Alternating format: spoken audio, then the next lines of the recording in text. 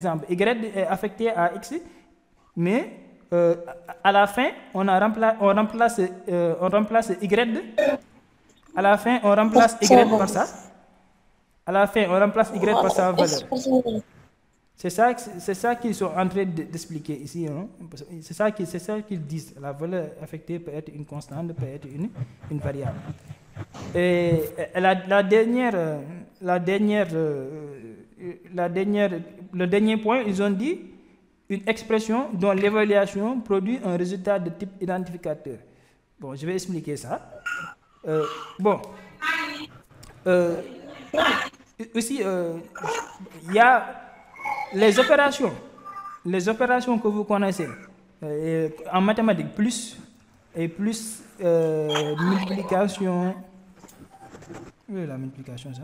Multiplication, moins et division. Ces opérateurs aussi sont valables en algorithme. C'est-à-dire, on utilise ces opérateurs pour additionner des objets. Par exemple, l'objet X, je peux l'ajouter à l'objet Y. C'est-à-dire, ces deux objets qui sont là, je peux faire l'addition. C'est possible en algorithme. Les objets qui en algorithme pouvaient effectuer des opérations telles que l'addition, la multiplication, la soustraction et la division. Maintenant, je vais donner un autre exemple. Je donne un autre exemple ici.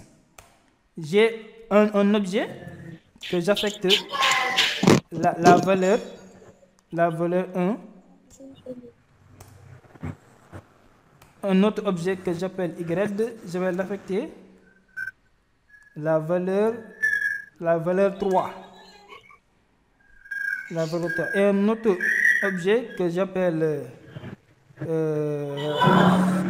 Z, je vais l'affecter la somme de X et Y. X plus Y.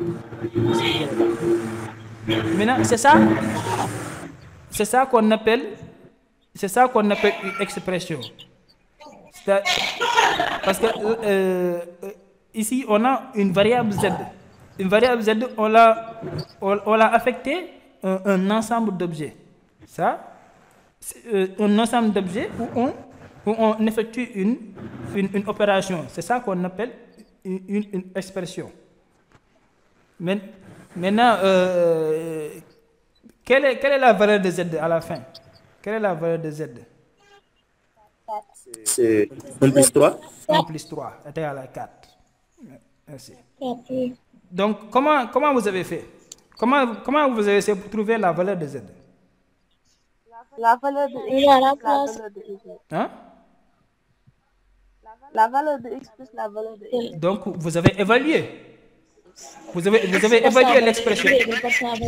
Vous avez évalué l'expression pour avoir la valeur de Z. Donc, la valeur de Z est égale à 4. C'est ça qu'ils sont en train d'expliquer. C'est-à-dire, cette valeur, il peut être une objet constante, il peut être une objet variable, mais il peut être aussi une expression dont l'évaluation produit un résultat de type identificateur. Est-ce que vous comprenez? Oui. Ok. Maintenant, on a fini avec affectation. L'autre concept qui suit, c'est l'instruction d'entrée et l'instruction de sortie. Maintenant, vos portables, n'est-ce pas, ils ont des écrans. Oui. Les portables, les ordinateurs, la plupart des machines, ils ont des écrans. Ces écrans, ils nous permettent de quoi? Ils nous permettent de quoi? Ça sert à quoi les écrans? Ça permet de voir. Oui, ça permet d'afficher quelque chose dessus. N'est-ce pas? Maintenant, en algorithme, par exemple, pour dire au portable ou bien à l'ordinateur d'afficher quelque chose à l'écran, on le fait avec cette syntaxe, c'est lire. C'est cette syntaxe qui permet à donner une instruction à votre ordinateur ou bien à votre portable d'afficher quelque chose à l'écran. Lire. Maintenant, ce qui est affiché, c'est ce qui se trouve toujours à l'intérieur. Ce qui se trouve à l'intérieur, c'est ça qui va être affiché à l'écran de votre portable ou bien de votre ordinateur. Mais aussi, il y a une règle à accepter. Il y a une règle à respecter. C'est-à-dire ce qui est à l'intérieur, ou bien ce qui va être affiché à l'écran de votre portable, ou bien de votre ordinateur, ce n'est pas n'importe quoi. Vous allez prendre des... comment dire, vous n'allez pas prendre n'importe quoi pour mettre ça à l'intérieur de lire. Les parenthèses de lire, il y a des choses à respecter. On n'y met pas, on n'y met pas tout ce qu'on veut, quoi. Donc, ce qui est à l'intérieur, ça peut être un identificateur d'un objet. Ce qui est à l'intérieur de lire, ça peut être un identificateur d'un objet. Identificateur d'un objet. Est-ce qu'on a enregistré?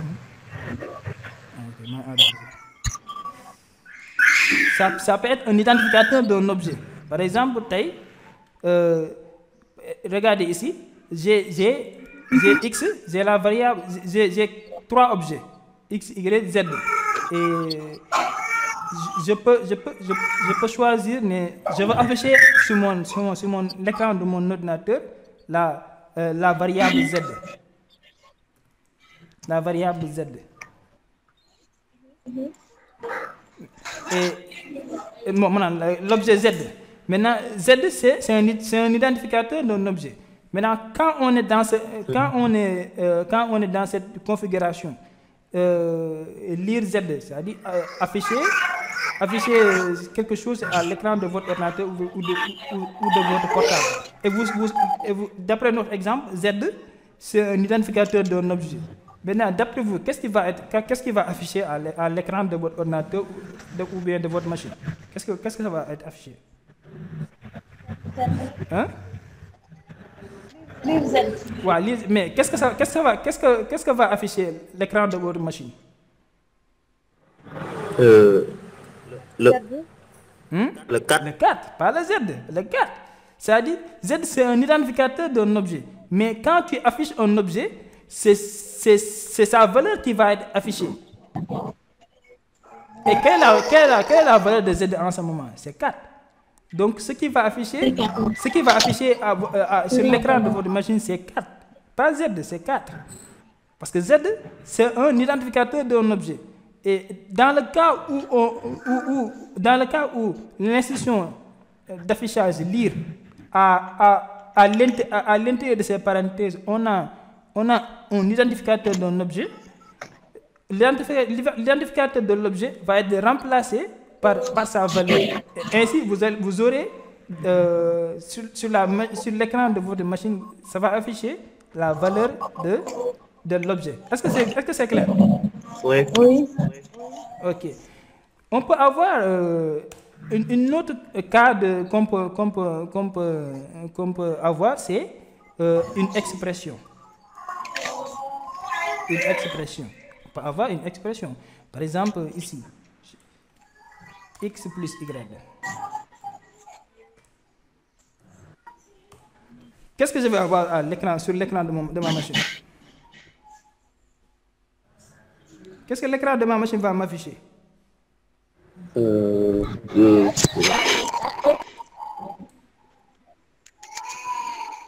plus 3. 1 plus 3, donc 4. Donc 4. X, c'est un identificateur d'un objet. Y, c'est un identificateur d'un objet. Mais ici, l'ensemble, c'est une expression. L'ensemble, c'est une expression. Maintenant, pour savoir qu'est-ce qui va être affiché à l'écran de votre machine, il faut simplement évaluer l'expression. C'est pas compliqué. Il faut simplement, c'est pas compliqué, il faut simplement